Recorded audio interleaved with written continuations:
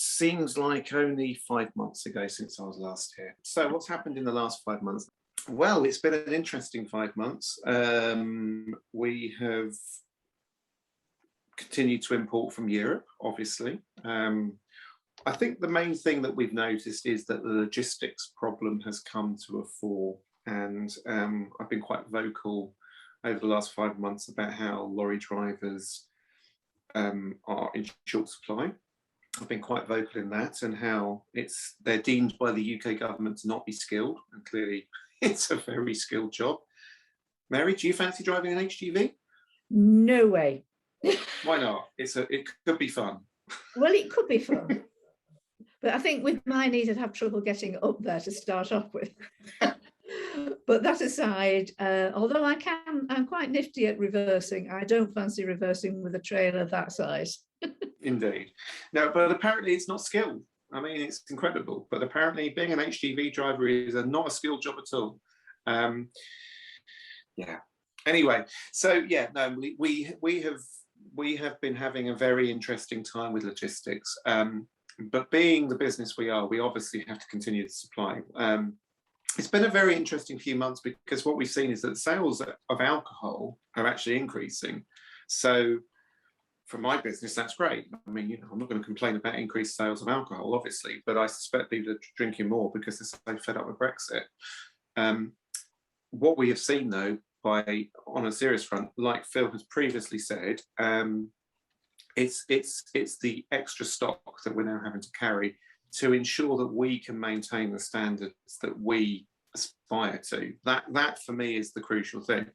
I'm not going to go on about the award-winning company that we are, but we have a very large customer base, and that customer base can't be let down, because it's bars, it's shops, it's retailers who depend on us supplying them with stock, whether it be in Scotland, whether it be in Northern Ireland, whether it be in Wales, whether it be in England. All of those guys are depending on us to make sure that we can get product to them. And if we can't get product to them, they're not selling it. So we take it quite seriously as a business that we must have our product. So when Brexit first hit, obviously there was the initial reaction of, okay, this is what it actually means. But we're now in September, and we've understood that we can't expect the good old days of putting in an order on a Monday and expecting to see it the following Monday. Those days are long gone. They really are long gone.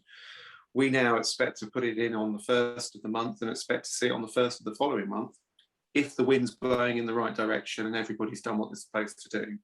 I think that's pretty much the scenario we're now looking at, which is very depressing, because we're obviously now holding around about 60 to 70% more stock than we previously held, which is obviously, with wine, it's a high value product.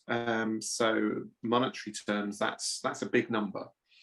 Now, I'm fortunate. I was wise enough to get myself a bonded warehouse so that I don't have to give the government the money on the importation duty and VAT and all the rest of it until we actually sell it.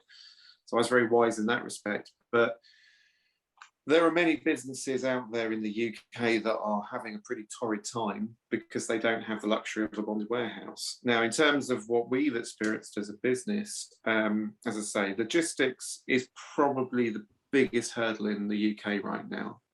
We supply some blue chip companies out there. We supply supermarkets.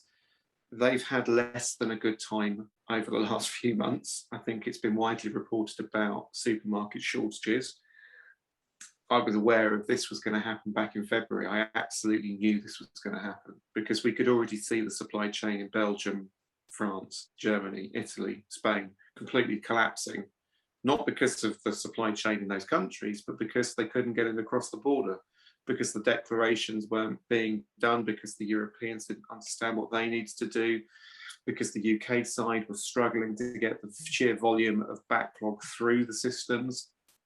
And so it was inevitable, absolutely inevitable, that the supply chain was going to collapse.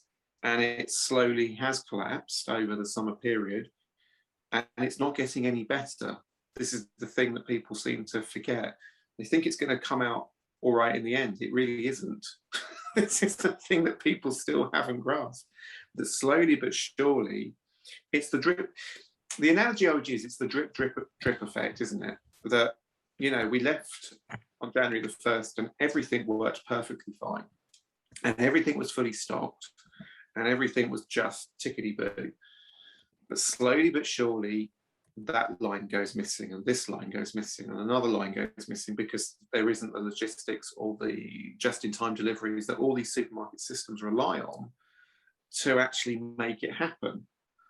And as a supplier, we can see that even though a certain supermarket, obviously I can't name them, but a certain supermarket that used to rely on a 4-week turnaround time for stuff from, say, southern France, it's now moved that to 14 weeks because they've realized that the only way they can possibly have the supply chain working properly for them is to now work on a 14-week cycle rather than a 4-week cycle.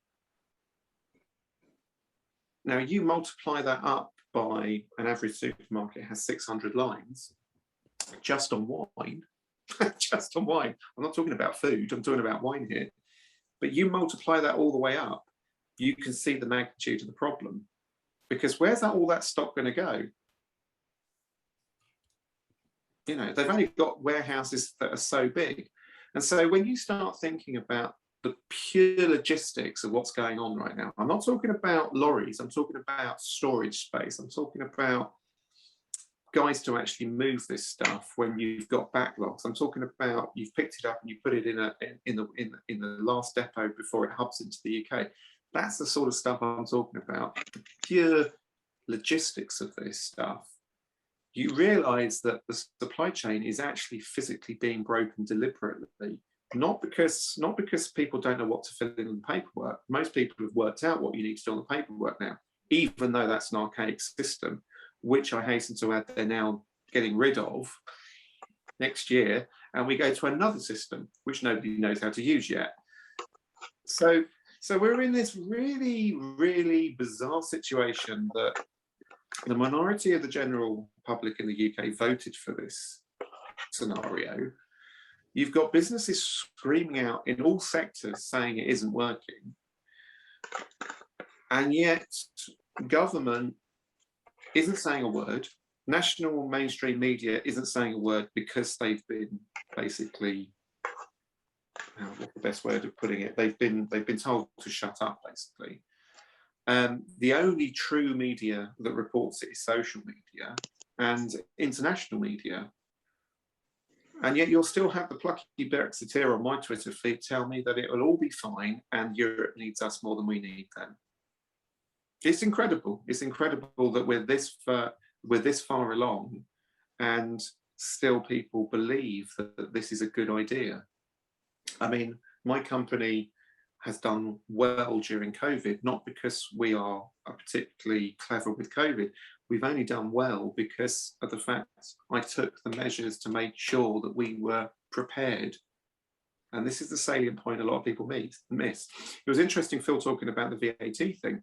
There's a number of things I've noticed over the last 6 months that maybe people aren't aware of. So DHL, we receive a lot of samples in from DHL which have no value. Okay, these are for professional tastings. Somebody's not on mute. I don't know who it is. Barry, could you mute everyone, please? Aidan? Yeah, I have muted everybody. I have muted. Everybody is muted. Perfect. Yep. So what we've noticed over the last few weeks is that when we bring in samples, we're getting charged VAT on it. Now, DHL is the biggest problem with this. So DHL will actually charge you as if it's coming in from the US, even if it's coming from the EU. Now, we do have a free trade agreement with the EU. This is something that's it's a small detail, but it's a really important point that people probably aren't aware of. Now, because I fill in duty declarations day in, day out, and they are mind-blowingly boring, but people don't realise that if you're actually doing a duty declaration, and you can request this as well if you're VAT registered, which is the important point. If you're VAT registered business, you don't have to pay the duty on import. You can actually defer that until you do your VAT and do a paperwork exercise, a paper declaration, so the VAT is not payable. And it's as simple as putting on a, I don't know whether anybody's actually ever seen a declaration, but on a C88, which is the chief system for all importation, once you get to the tax calculation boxes, you have 3 codes. You have the product code, which in my case for wine will be either 411, 413 or 415, which tells them the type of alcohol it is. And then you have what's called the AOO boxes, which is the tariff box. And then you have the BOO boxes. The BOO box, or the BOO box, sorry, the B00 box, that's the VAT box. That tells you very quickly how much VAT is payable to the government. If you put a G in that box at the end of the declaration, the VAT is deferred permanently if it's from the EU. So these stories about where people are paying VAT on import, I don't understand if they're VAT registered why they're doing that. And that's something a lot of people need to take note of, because you could actually save yourself an awful lot of money rather than going through all the reclaim stuff. The second thing with DHL, going back to them, is that they've deemed it easier for their declarations to treat everything as if it's coming from a non-EU country, which is incredible. So we have samples coming in from the Europe the whole time. And I got to a situation with DHL speaking to their customs department as a bonded warehouse keeper in that perspective, saying to them, why are you charging me tariff on EU product when we have a tariff-free agreement with Europe? To which they went off and they didn't really understand the point I was trying to make. It took them several weeks to come back to me. And in the meantime, they sent me literally about 30 invoices, all with tariff to be paid on stuff that had been imported from the EU, which was incorrect and cannot be charged. Now, the beautiful thing about all of this is that if you, as a declarant, which is what we do, charge tariff and you do it incorrectly, if it's below a certain figure, you can't reclaim it back from government. So going back to the samples, which are worth nothing, they have no monetary value, they're samples, we're being given them by the winery for free to give to a professional to taste them, so that they can then obviously go off and to make a decision whether they're going to buy it or not. It's pretty boring stuff, but it doesn't have a value. So first of all, you can't charge VAT on something that has no value, because the value is derived by the cost of it, and it's 20% of that cost. So the VAT is nil. Moreover, there's no tariff, so that value is also nil. There is duty or import duty, which is £2.23 a bottle. So when DHL starts to send you bills for one bottle of wine for £35, you have to question it. You really have to question how they've come to that figure. And when I started questioning it, they came back with all sorts of interesting stories. Needless to say now, I had a letter just this morning saying that we're now revoking all of those invoices and cancelling the whole lot because we've made a mistake. So I think a lot of people have put their faith in the brokers that do this job. Now, don't get me wrong, a lot of these guys who do customs declarations are under immense pressure. I mean, I cannot even begin to tell you how much pressure they're under. We do it, so we know the pressure they're under. But what's interesting is that a company the size of DHL to be making mistakes like this, and I've pointed it out to them as a bonded warehouse keeper who also does them, it's taken them 5 months to admit that they screwed up. 5 months. Now, I would strongly suggest if anybody who watches this has had stuff through DHL, ask for your C88 form, because they have to supply it. And if you get your C88 form and you look at your 2 boxes, not the first box, but on the tax calculation box, it will have 2 letters, AOO and BOO. If both those figures have a number, you didn't have to pay that money. You could have asked them to, if you're VAT registered, you didn't have to pay anything in those boxes. And that's something that DHL then have a problem with, because they're claiming money for the government's not entitled to, and they've screwed up. And theoretically, if the government did an inspection of them, they could actually be shut down because they're actually breaking the law by charging that in the first place. So that's my little tip for the day. In terms of how we are as a business logistic-wise, as I say, we've had to increase our stock holding due to slower logistics. Just this week, we signed up with a new winery in Germany, which was interesting. The Germans didn't, my German winery that we're working with now, they didn't realise how difficult it was to import to the UK. But the thing I've really noticed is that every single European country in the EU 27 that remain, they all have different laws with the paperwork that they need to do to exit their stock to the UK.